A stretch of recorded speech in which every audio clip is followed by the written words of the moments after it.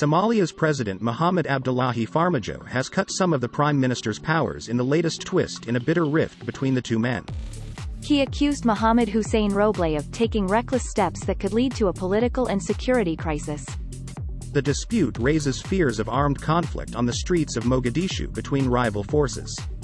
The row has been fueled by the mysterious disappearance of a female spy, Ikran Talil, 25. She was last seen at the end of June, leaving home in a government vehicle.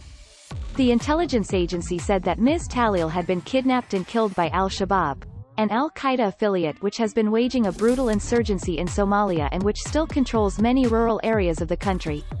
However, al-Shabaab denied the allegation.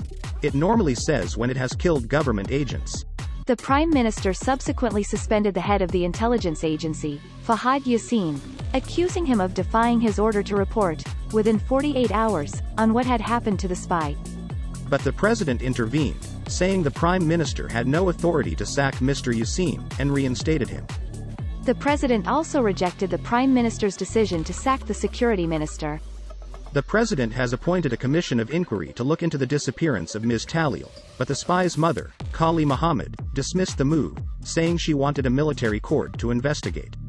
In the latest development, the president's office said in a statement that the prime minister's powers, especially over the appointment and dismissal of officials, had been withdrawn until Somalia held elections. The Horn of Africa nation is scheduled to hold indirect parliamentary elections between the 1st of October and the 25th of November. On Sunday, UN Deputy Head Amina Mohammed met the President and Prime Minister and urged them to avoid any moves that could lead to violence and further delay the elections or undermine its credibility. The two men were involved in a bitter feud in April over the president's decision to delay elections and extend his term in office. It led to rival factions of the army clashing in the capital, Mogadishu.